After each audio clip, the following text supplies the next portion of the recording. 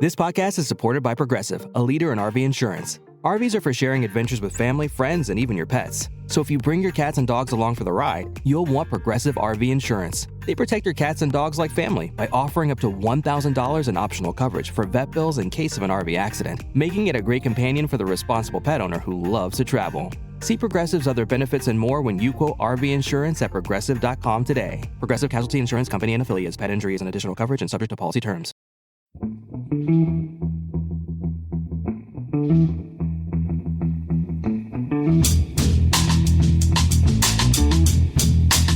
Hello and welcome to The Price of Football, the show that looks at the money behind a beautiful game with me, Kevin Day, and Liverpool University's Kieran Maguire.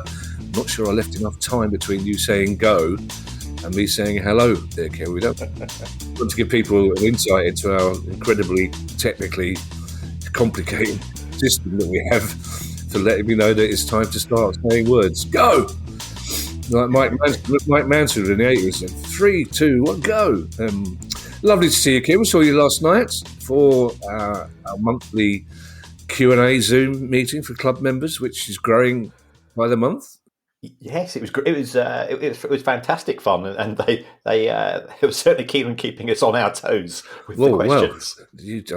Kieran, it's like watching a world class. It's like watching Robin Williams improvise, Kieran. And you just get thrown all these teams, and you get a question about Bromley, and you're straight in there with. It's just incredible. I was going to say I would take my hat off to you, but in general, I don't like improv, so it's a bit. Yes. it's a bit of a backhanded compliment. But you were going. But it was nice to see so many people, and it was very sweet that so many of them sent birthday wishes to Smudge, who was 11 yesterday. Although the way she's bowling around the garden at the moment, you wouldn't think so. But like everybody in my house, Kieran, she looks a lot younger than she is. It's Newsday. The first two stories, Kieran, are a bit grim. And the first one, Sheffield Wednesday, this one really came out of the blue because we were only discussing them in the questions pod a few days ago and everything seemed to be relatively tickety-boo. And then along comes this. Yes, for people not familiar with the story, Sheffield Wednesday failed to pay players' wages in March. The Sheffield Wednesday wage bill it's a couple of £1 million a month. So of that, three-quarters of that is going to be, in all probability, going towards the players. So it's a sizable amount of money. I was contacted by a very cheeky Sheffield Wednesday player to say, any chance of lending us a few quid? So it just goes to show that the price of football is followed in many areas. Well, also, Kieran, I'm sorry to interrupt. It goes to show that the world of pod finances is slightly misunderstood by professional football players. Yes. All the money goes to. It goes to the big players in the market, and we're in amongst the National League level, shall we say? I would imagine. So this is once again a failure by the owner, Dejan Chansiri, to have transparency, to be upfront with employees at the club. So there's no point announcing it on the last day of the month. And people say, well, football players earn a lot of money. Well, they don't all earn a lot of money, I can assure you. I'm aware of the finances in that division, especially if you're a peripheral player, if you come through the academy and so on. And regardless of how much money you got to pay, on the first of the month, all your direct debits go out, all your standing orders go out. So that there will be repercussions for that. Chansiri said that there was a cash flow issue relating to his other businesses. Well, if we look at some of his other businesses, we've got the legendary D Taxis. If Sheffield Wednesday's players' wages are being subsidised by Chansiri's taxi company, we've all got problems because that's not a big operator. We don't know how much money he gets from the family business back in Thailand, but I would imagine that business is reasonably successful. It is Thailand's biggest tuna canning industry, tuna canning company, and as such, it does very well for himself. It does very well for itself. What his role is there, we don't know. But it's sad. I mean, we are coming up to South Yorkshire in a couple of weeks to Rotherham. So if any Owls fans want to come along, we might have a bit more information there. I'm more than happy to go through the finances of all the clubs in South Yorkshire and elsewhere. We'll put up a link at the end of the show for that. But disappointing. Will there be repercussions for this from the EFL? Wait and see would be my answer to that. They will not be happy because when we've spoken to the EFL on a few occasions, they say it is important that club owners take their responsibilities seriously. And some of the comments from Chansiri appear to suggest that he's sometimes detached from reality when he comes out with these things. He's unaware because he is a wealthy man due to his family. But I think in my view, he's disconnected from what it's like on a week-to-week basis. I'd like to get some more detail on this, Kieran, and how it actually works. Pausing only to say that the National League might not be where the big bucks is, but it certainly is where the integrity is, Kieran. I like to feel it's the same with us in the podcast world. So the staff were paid, first of all, we understand. Yes, I mean, from reading this, whilst I'll be critical of the owner, if the backroom staff have been paid, then that is to be applauded. But it is a cause for concern. I've got Wednesday's accounts in front of me. The wage bill last year was 21.4 mil. So a lot of that, we're probably talking about £1 million a month going to the players, if not a wee bit. We're probably a wee bit more. If he hasn't prepared for it, then that is very, very poor. Because if he's living from hand to mouth, effectively, we don't know where he gets his money from. We don't know whether he gets an allowance from his family, and it's up to him to choose how to spend it or what he does with it. But it does show that there doesn't appear to be any headroom, which I know is sort of a buzzword in the world of finances at present, because Rachel Reeves uses it in all of her talks. And if you don't have headroom in finance, certainly from my experience of working in the insolvency industry, then that's a recipe for disaster. You always try to set aside for slightly worse times. Excuse me sounding a bit sneezy, everyone. It's I have tree pollen fever, tree hay fever, tree fever, whatever you call it, and it's the first day it's really kicked in this morning, which is really annoying. Another reason why I hate the sunshine and the heat.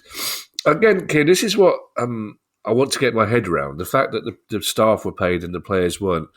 Would that have been a deliberate decision, or are these wages for the staff and the players coming out of separate accounts? Would Chansiri have known the cheque was going to get bounced, so to speak? Would he have warned the players?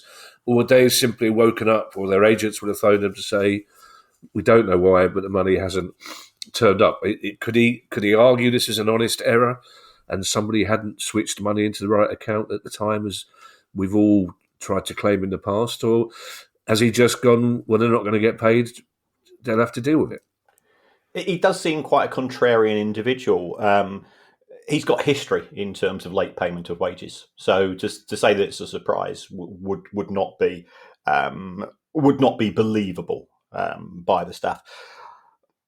What will happen is that there will be a payroll run for everybody, and if there's not enough money in the account, then presumably somebody's gone to him to say, look, this month's payroll, we reckon it's going to be, and I reckon it'll be around about sort of on a net basis, and we don't know what's happened for HMRC, it's likely to be somewhere in the region of 1.2, 1.3 mil. He says, well, there ain't enough money in the account. 3/4 of that's going to the players. All the players aren't going to get paid. Now, it could be that they'll get paid in a few days. It could be that there is a cash flow issue, which is short-term in nature, but it's not great. Whether he's advised the players in advance, we don't know. His communication isn't his greatest part of his skill set. If it happens again, my understanding is that if players are unpaid for 2 consecutive, now as opposed to late pay, the late pay they'll get away with it. But if they end up being owed 2 sets of wages, then in theory their contracts become null and void because it's effectively a breach by the club, and they will be able to walk away. And Sheffield Wednesday have got some very decent players. Yeah. And how does it work in terms of HMRC, Kieran? I presume most of the players will be PAYE. So will it just be when they eventually do get paid, all the back tax will just be taken as normal? Yes, I mean, the nature of PAYE is that the employer deducts the tax which is due on behalf of the employee and then has to pay that across, I think it's within 14 days of the end of the month.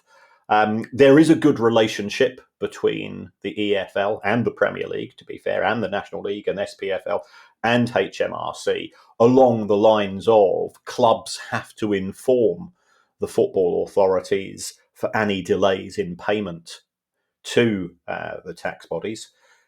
Didn't stop Derby County under Mel Morris from not paying an awful lot of money, but there could then be repercussions for non-payment of tax.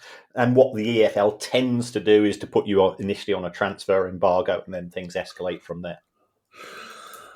And the second story, Kieran, these are crisis days for Reading Football Club, and it reached a crisis point this week.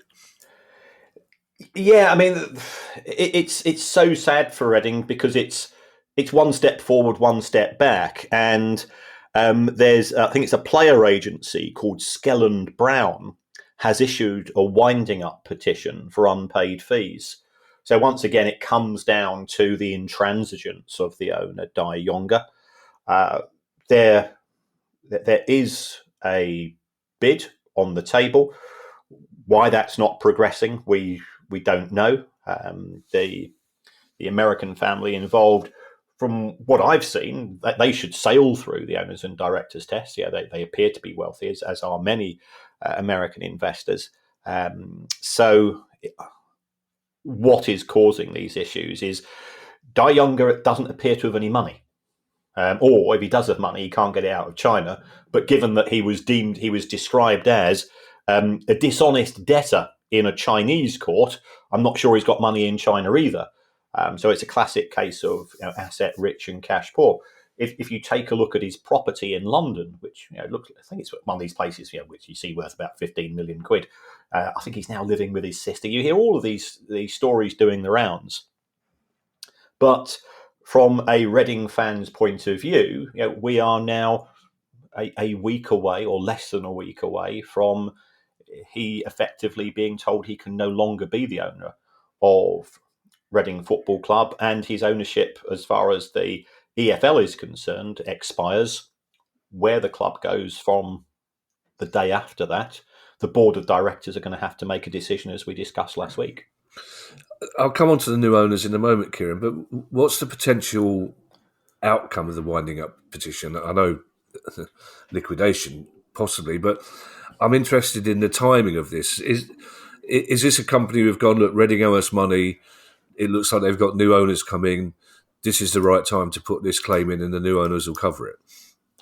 Well, the new owners should cover it anyway, because if the new owners buy Reading Football Club Limited, or Reading Asia Holdings Limited, or whatever part of the group they acquire. And as I understanding that they're buying both the stadium and the football club, which is the good news, then they inherit all of the existing amounts payable. I think what's happened here is that, like many people who supply goods and services in good faith, you get fed up at being fobbed off. You get, you reach a stage where you've had enough. Oh, can you give us a few more days? Or we're just arranging for the payment in the next run. And as anybody that's ever worked in the world of credit will know, that it's full of excuses. And some people just say we've had enough.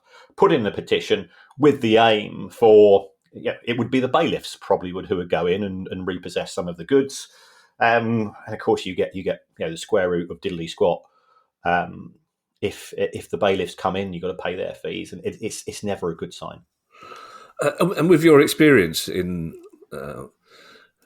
this industry, Kieran, the insolvency industry, as somebody who makes people insolvent, I should say, not as somebody who's been fighting the bailiffs off, what is the court likely to say to this winding up petition? Will they say, well, look, there's new owners coming in, hold your horses, or will they just treat it as a normal... I don't know what the size of the debt is. Do we know how much they're claiming? I don't have any further details. It depends whether or not Reading Football Club decide to put up a defence. So that they might employ a lawyer to say we're in the midst of negotiations. As a consequence, we're not in a position to pay outstanding creditors, and then the judge will make a decision. They might say, "Well, hold on. If this is 4 or 6 months old, you've been talking about selling the club for ages and you've made no progress. Tough. We will proceed and we will effectively enforce the debt." And also, everybody on our Q&A last night seemed to know the name of the family trying to take Reading over. So I presume you can make that public now. But also there's some talk that one or two journalists suggesting that as this family have lent money to other EFL clubs in the past, that might be an obstacle to them taking over Reading. No, I mean the Reading the prospective owner is a guy called Robert Platek, and he is involved with MSD Holdings, which is, for want of a better phrase, it's Michael Dell's private bank. And what they do is that they specialise in lending to the entertainment sector. The entertainment. You've worked in the world of entertainment all of your career, and it's quite a precarious industry. So therefore, traditional banks are very reluctant. They're very wary about lending. Certainly, when I go back to when I used to work in the insolvency industry, I used to effectively specialise in running pubs and clubs, mainly due to the fact that I didn't drink. So therefore, my boss said, you can go out on a Friday and Saturday night in your car and do the rounds of all the pubs and clubs in the Northwest and do the cash counts and the stock counts and so on. Everybody else wants to go out on the lash, and he has a few. And that was always great from my point of view. At the age of 24, when you're on 35, 45p a mile and you're going to Blackpool and Crewe and Stoke, that's the way that you used to see the world. So I never used to protest. Some of the stories, as you know, my Blackpool nightclub story, which cannot be repeated on air these days, were quite hair-raising. So what's happened here is that MSD Holdings has lent money to quite a few football clubs over the years. And the way that they lend that money is effectively they give a payday loan in the sense of, if you have sold a player and you are owed £5 million in instalments, MSD will come along and say, tell you what, we'll give you 4.2 mil now. You give us the 2 IOUs from the other club, and we'll cash them in. So it's a niche industry, but it is quite a lucrative one. Robert Platek, I think he has been an executive there, and some people say, well, does this therefore mean that he will have some form of influence over other clubs as well as Reading? In my view, that's not an issue because he doesn't have shares in other clubs, and it's shares which give you voting power to appoint the board of directors, in theory, to influence decision making and so on. So I don't see this as being a hurdle. I still think it's hilarious, Kieran, that at the age of 24, you were running pubs, nightclubs and sex shops, and still your happiest memory was the fact you were getting 34p a mile. Well, it went onto a spreadsheet, Kevin. It's just... I like to think that in the unlikely event that I was doing what you were doing at the age of 24, I would have forgotten how much a mile I was getting. it wouldn't have been an issue. I can't drive, so it would have been. It'd have been a lot of taxi receipts, but I would have forgotten how much I'd paid on taxes as well. We're going to have a look at some clubs' latest financial figures in a moment, Kieran. One club in particular, but before that, Everton. And if this was this time last season, I think fans would be worried about losses of £53 million. But the way things are going on and off the pitch, I think this is not something they're going to lose any sleep about, is it? Yeah, I mean, first of all, they've satisfied PSR rules. There is a spring in the step of Evertonians. We're recording this on Wednesday, so it's derby match tonight in the city of Liverpool. And certainly when I was talking to some of my Evertonian friends, they said, well, we don't expect to get much, but David Moyes has galvanised the squad. He's certainly galvanised the fan base as well, and they are feeling much more positive about things. So they lost £1 million a week.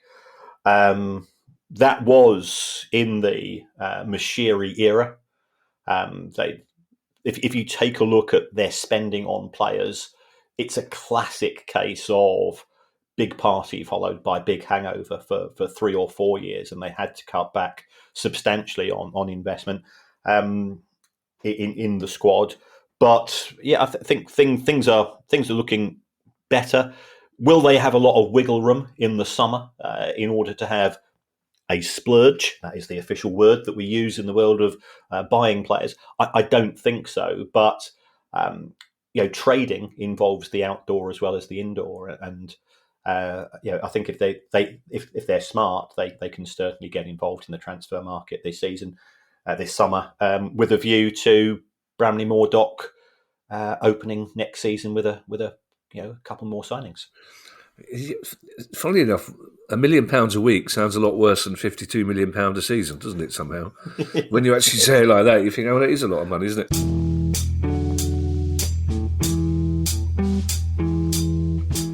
When you think about super successful businesses that are selling through the roof, like Heinz or Mattel, you think about a great product, a cool brand, and brilliant marketing. But there's a secret. The business behind the business, making selling simple for them and buying simple for their customers. For millions of businesses, that business is Shopify.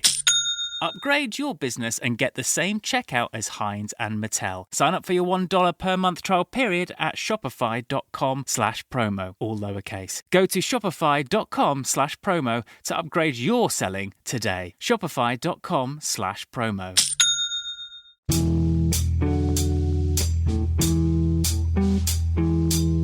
A lot of clubs have published their figures in the last few days, Kieran. Yes. An awful lot of clubs, which is probably one of the reasons why you're in Sussex and the Baroness is in Liverpool at the moment. Yeah, she's gone on a gin journey. Yeah, to what Liverpool. There is a. She was sending me photographs last night from somewhere, for some sort. I think there is an official Liverpool. There is a Liverpool gin,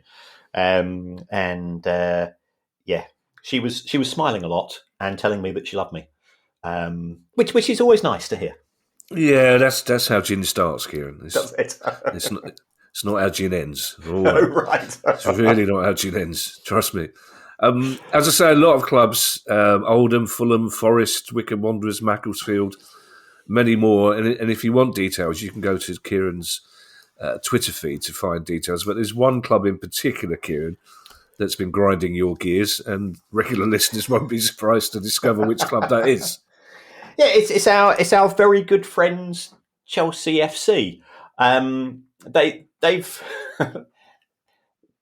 They have done nothing that is illegal apart from failed to submit their accounts on time, but they did put out a sort of half-hearted press release which raised more questions than answers.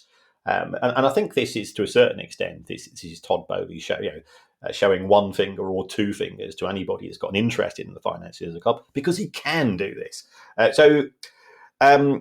Based on my calculations, Chelsea lost £222 million last year. And yet in the accounts, they're saying that they made a profit. And the reason for this is twofold. First of all, player sales Chelsea are, by the way, brilliant when it comes to the exit door at Stamford Bridge. So I always give them plaudits. I always give them credit. Their model is second to none. They've made £900 million worth of profits in the last decade from player sales. That compares to Manchester United making about 150. So that gives you an indication as to how successful they are. But then they said, we sold one of our subsidiary companies and we made £197 million in profit.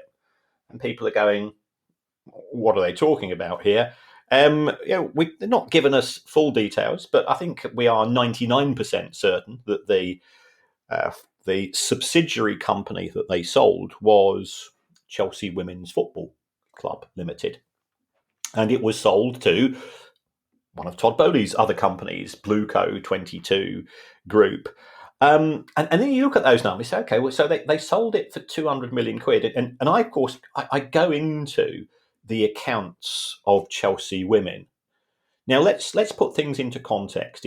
When PIF bought Newcastle United in 2021, Newcastle have got a ground with a capacity of 52,000, which is full every week, and they're doing spectacularly well. And I think even non-Newcastle fans would have to be moved by the joy in terms of the celebrations that we saw last weekend.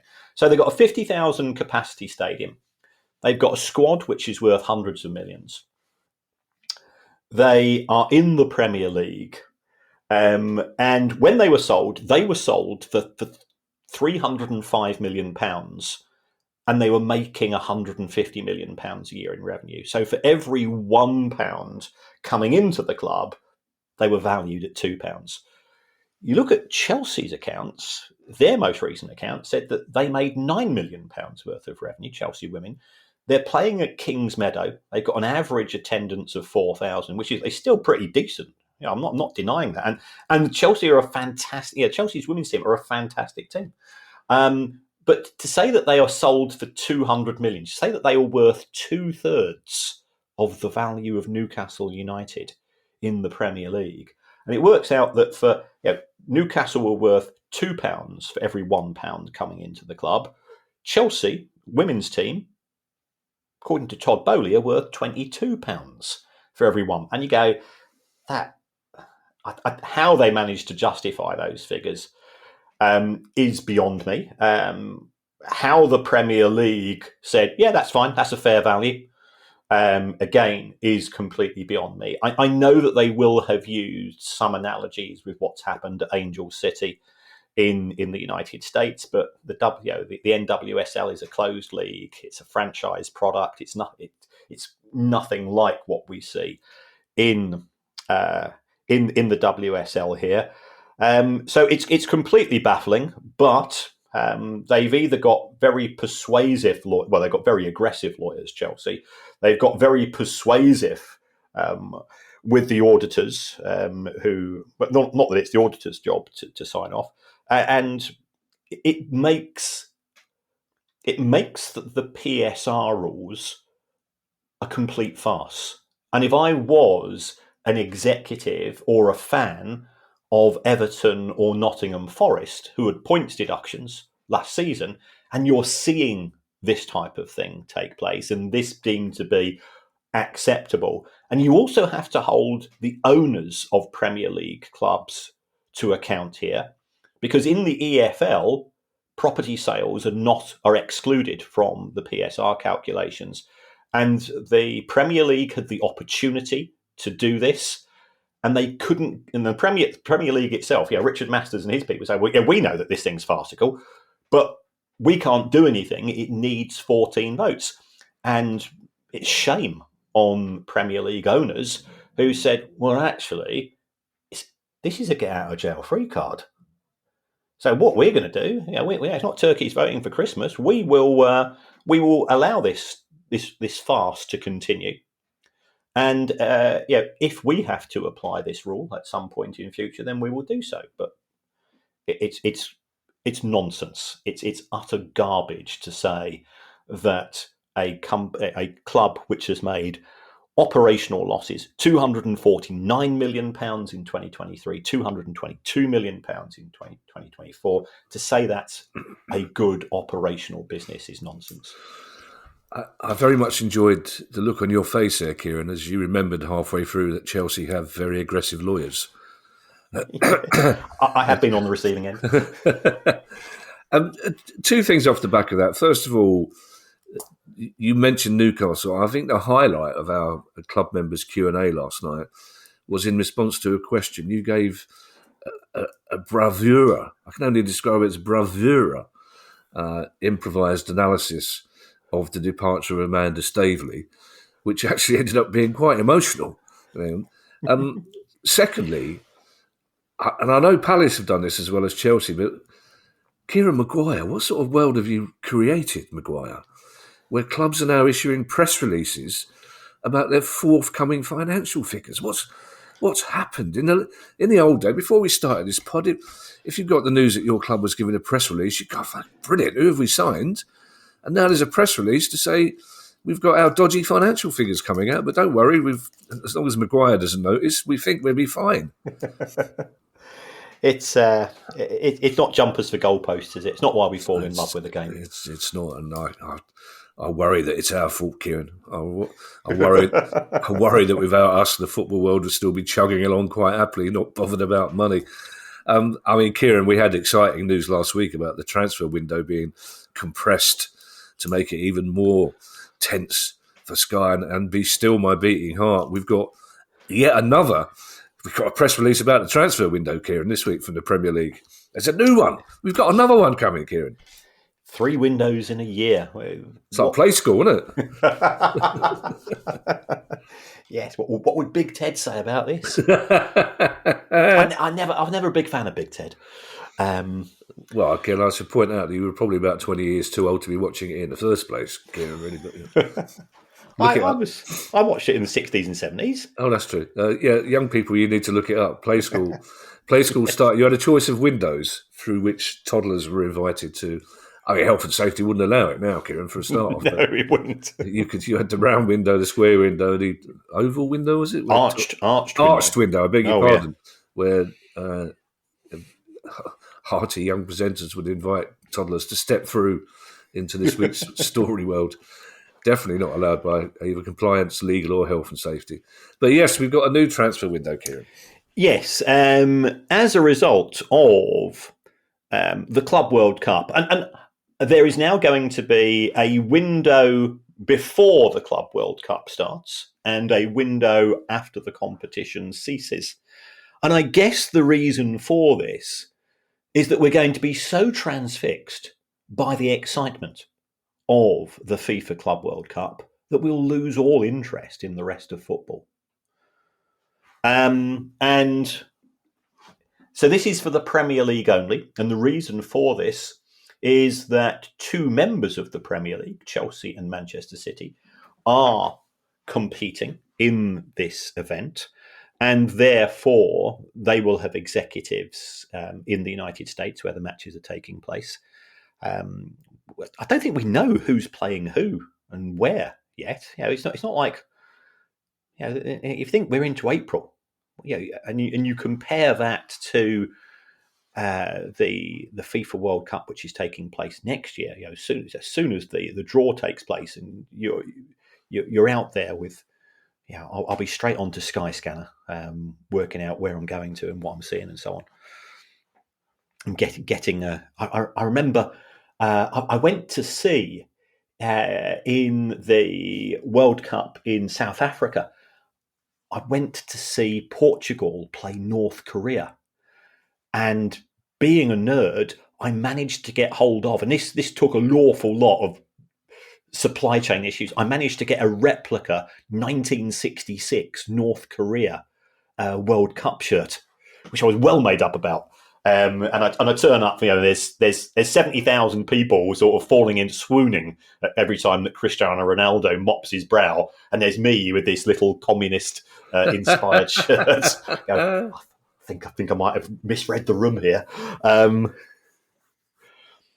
But so it won't affect the EFL. It won't affect all of the windows for the rest of Europe because it's only a handful of clubs. But it does seem a strange thing to do, because does this therefore mean that other European clubs could steal a march on Premier League clubs in terms of their recruitment during that period of time?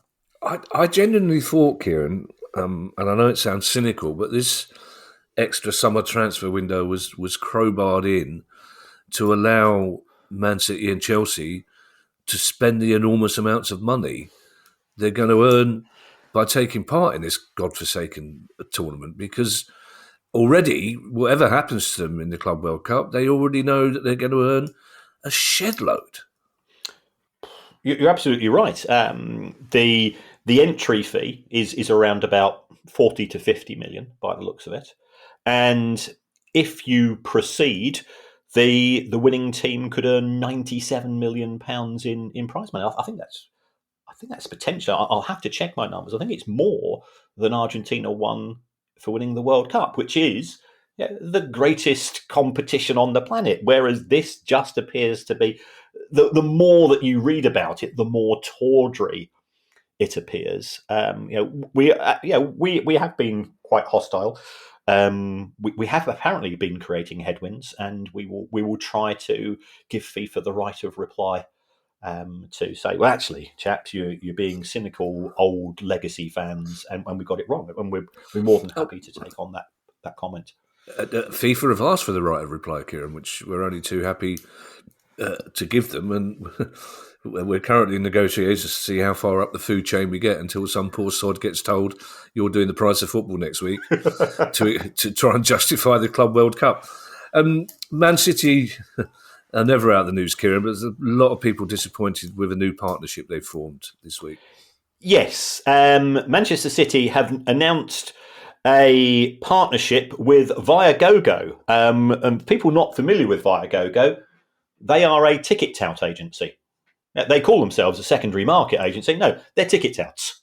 And the way that it operates is that if you have a ticket for a match and either you can't attend or you want to make perhaps some money, then what you're able to do is to list your ticket. Now, I think the way that it works as far as the Premier League is concerned is that if, and this bit I applaud, kickoffs have been messed around, as we know.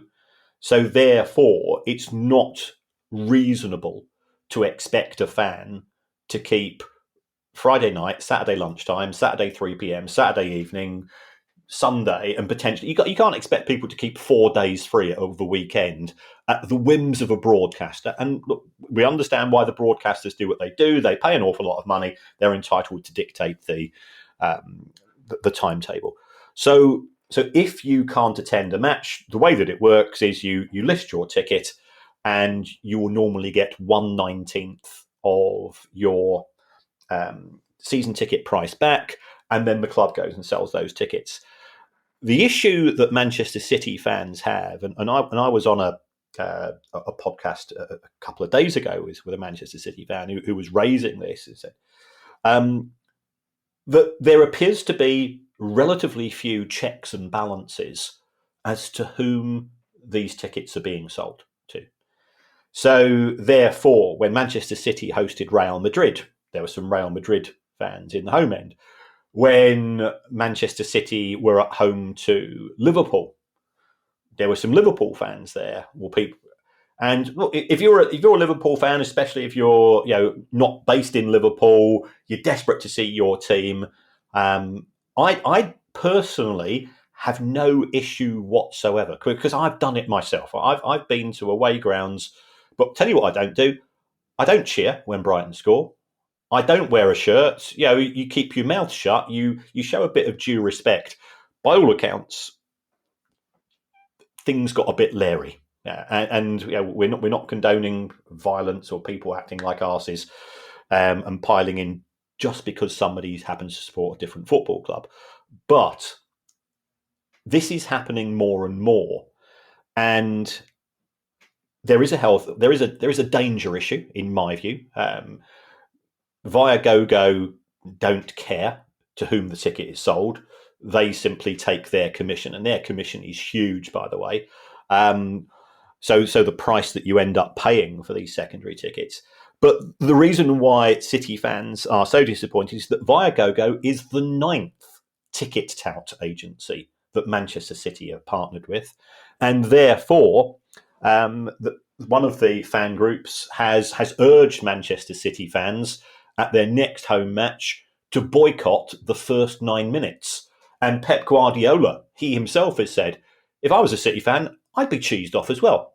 But because you go with your mates to Palace and you're an affable, easygoing guy, but you want to be surrounded by Palace fans. This is Selhurst Park. This is your club. This is your ground. This is your history and heritage.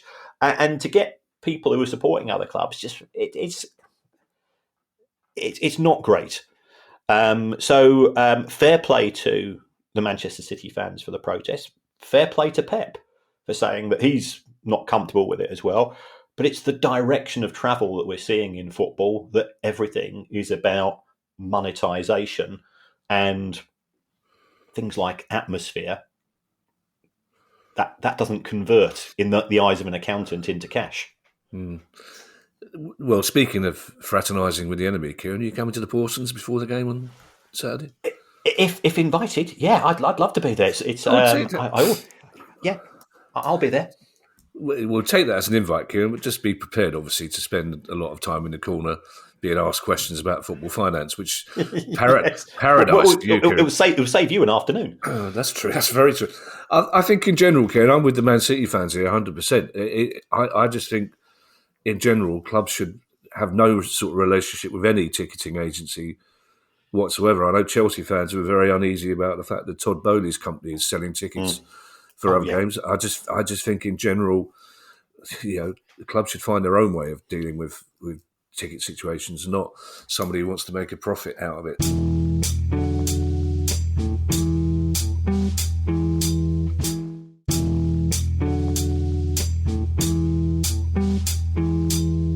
This is an interesting one, Kieran. And this is a story I particularly wanted to include.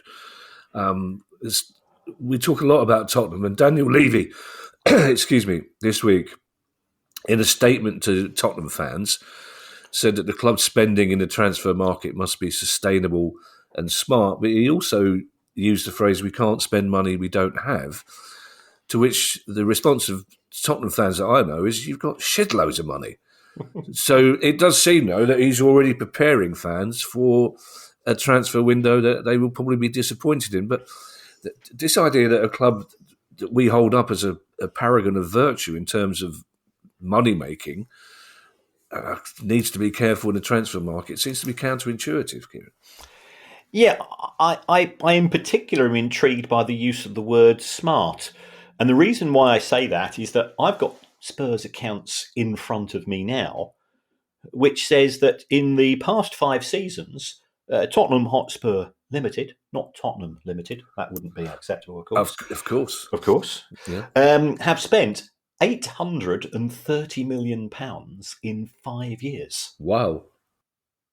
Now I'm looking at it and going, "Oh, that don't look smart to me." Yeah, this isn't a football show, and this isn't.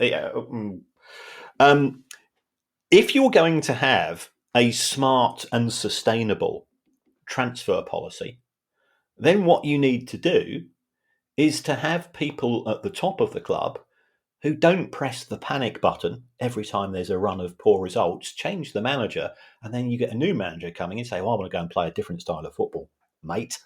And you have to ship players out, normally at not very good profits, certainly in the case of Spurs, not very good profits, and bring more players in. So should it be, first of all, he's used this word sustainable.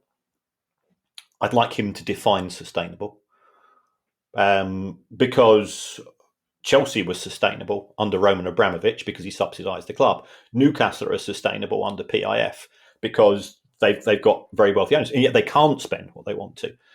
And if he's looking at smart spending, I've got the list of highest paid directors in the Premier League in front of me at present, and number one on that list is Tottenham Hotspur. Is that smart spending? Yeah, and now look, and I've always said at a business level, I think the Spurs model is brilliant. And if all that Daniel sees in football in Spurs is a business, and we've had this discussion that they've now got more non-football events taking place than football, that's fine. The other thing that I would say to Daniel Levy, if you are going to spend £830 million in 5 years, if you are trying to set up the fans for a non-splurge summer, be completely honest with them, because again, there's some nerd who will go into the weeds and they will find out that Spurs owe £441 million in unpaid instalments for transfers that they've made over the last 5 years, which, according to Daniel Levy, presumably must have been both smart and sustainable, because they've been buying players on tick. So why can't you? So don't say, well, we're trying to be smart and sustainable this month. If you don't spend money, it's because you've got old instalments to pay for your previous transfer acquisitions. I should explain to our lovely listeners, Kieran, that the reason I laughed halfway through that is that when you mentioned directors' earnings, you did a very dramatic look at the piece of paper in your hand, followed by a comedy double take, which was purely for my benefit, but it was very funny. If you hadn't had a bit of paper in your hands, you would have done comedy rubbing your eyes going, what? That was very funny. It's been a good season for Birmingham City fans, Kieran, by whatever parameters you use. But here's a little bit, a tiny, infinitesimal bit of grit in the oyster. Yes, and to be fair to Birmingham, I think they have addressed this. There is a gaming company, a betting company called God55. Yeah. It's a long time since I've been at church. It's a long time since I did my first communion and went through all of the nonsense of the Catholic Church. But we used to get regularly drummed into us aspects of the Bible. I don't recall God ever suggesting an each way in the 215 at Newmarket. But there's this gambling company called God55, which was going to be announced as Birmingham's betting partner, and it claimed that it had a Maltese gaming authority a license. So therefore, all would be tickety-boo and legit. Turns out that it's been misleading customers. It doesn't have any license, and therefore it appears to be an unlicensed bookie. From what I understand of this story, Birmingham were all set to make this announcement. And then got to give fair play to the journalist that discovered this. They said to Birmingham, you do realise that these people don't have a licence. From what I now understand, these Birmingham City have walked away from the deal, and fair play to the club for doing so. God55, I find it a slightly unfortunate name, I have to say, Kieran, but it's the sort of thing that a granddad who thinks too much of himself would have on the back of his shirt. Yeah, here he comes. Oh, he's got God55 on the back of his. Here's another London club, Kieran, not far from Spurs, about to be another notch in the belt of American owners, although they are American owned already, aren't they?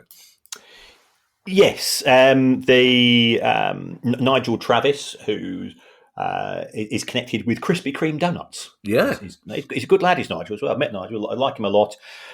He's the current owner of Leyton Orient, and again, as a football fan, day out at Brisbane Road is just the business.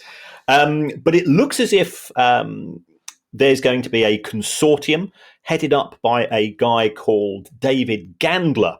Now, he used to, like many successful Americans, he's been involved in the world of entertainment. He was at Warner Brothers.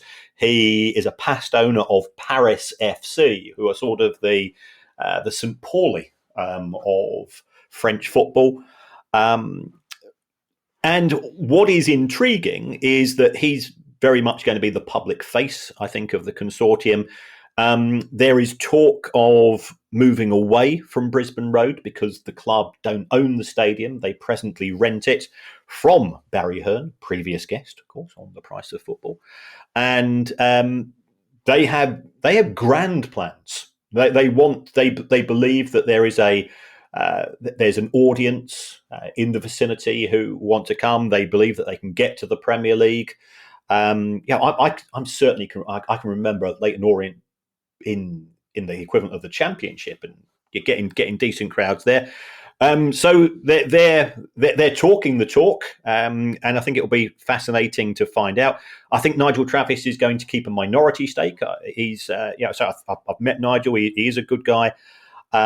So we await developments, but £18 million for Leyton Orient, which means that you could buy 11 Leyton Orients for one Chelsea women's football team. Let it go, Kieran, as Disney would say. I mean, 15 years ago, Kieran, you'd laugh at the idea of Brentford being in the Premier League. So the idea of Orient getting to the Premier League isn't inconceivable. But I suppose they would have to move, though, because Brisbane Road is surrounded by property now, isn't it? Put it mildly, yes. It's surrounded, hemmed in by property. So there's no way they could develop there, could they? No.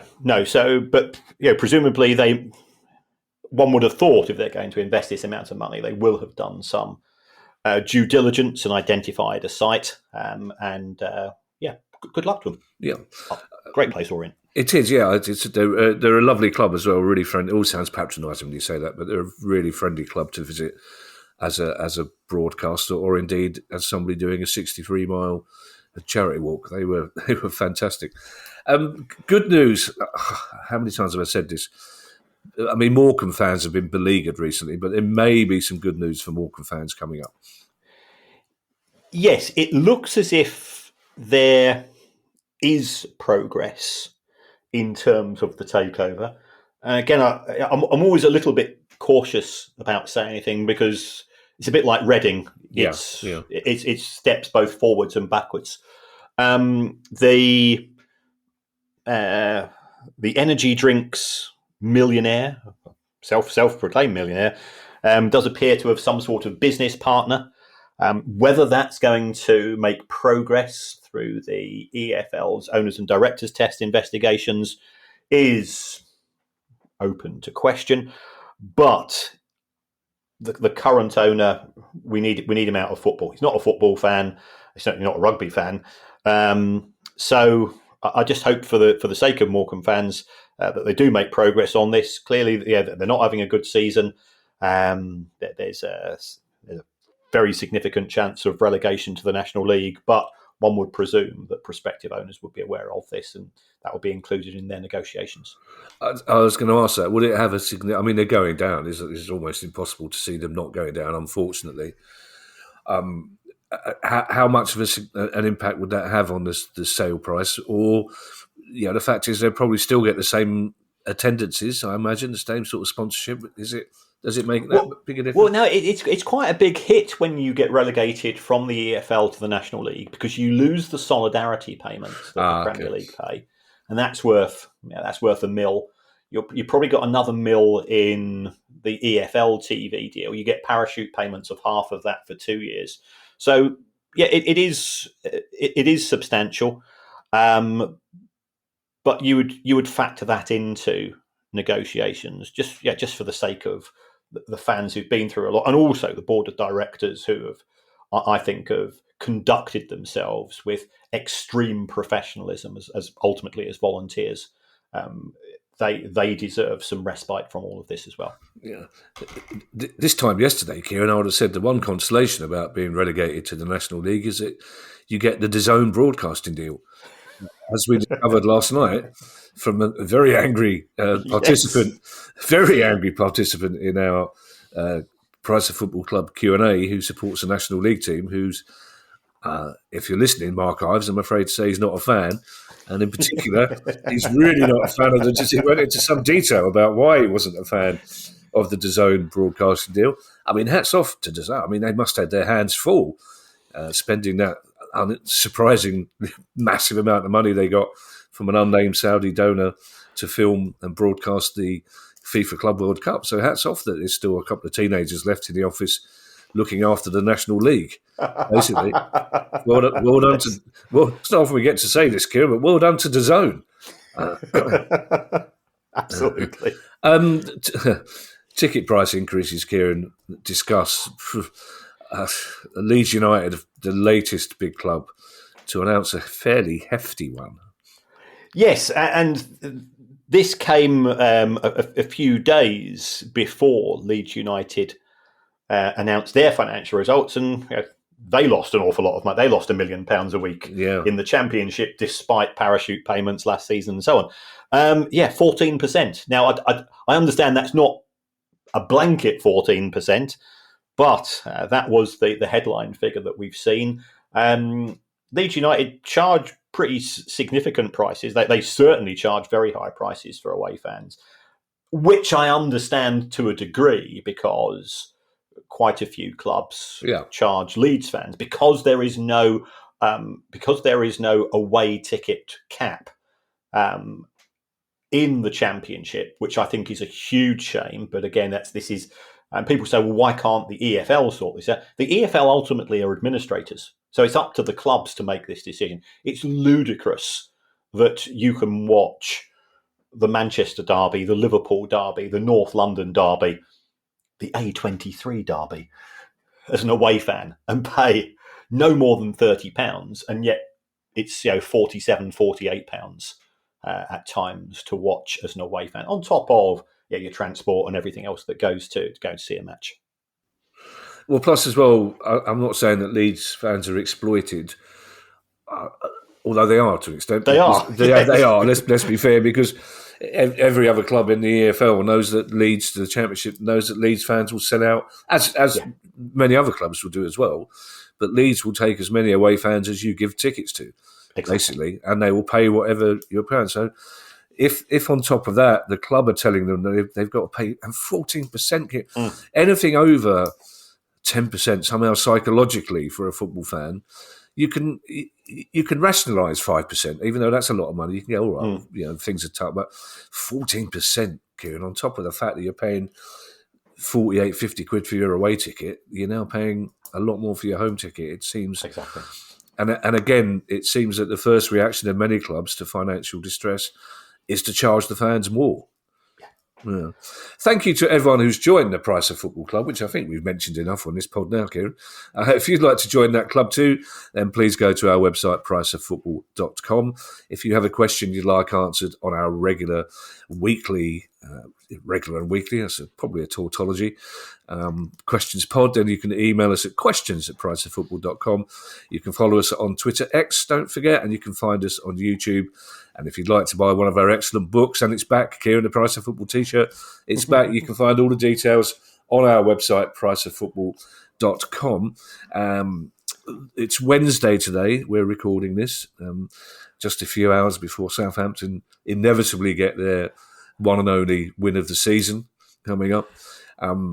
But you can, if you're a club member, get access today to an interview we did yesterday, which will be available on Friday, with Michael Brady, who's started FC 100,000, which is a very interesting interview.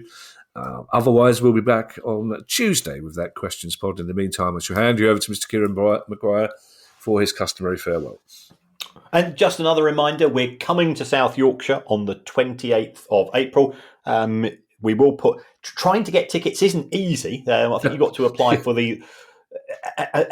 an email address, which is incredible. I thought it was the name of Elon Musk's most recent child. It was that difficult to fathom out. But we're coming. Tickets are just £18. I believe there's still a few remaining, and we will be talking all things South Yorkshire football and football in general. It's a great show. It's a bit like the two podcasts put together.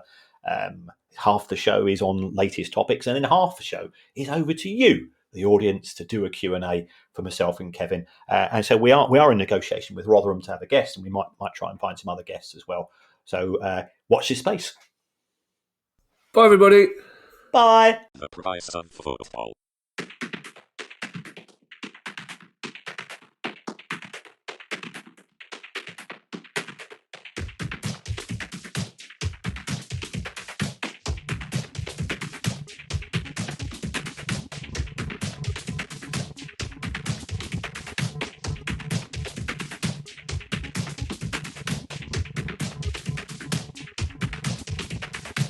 price of football.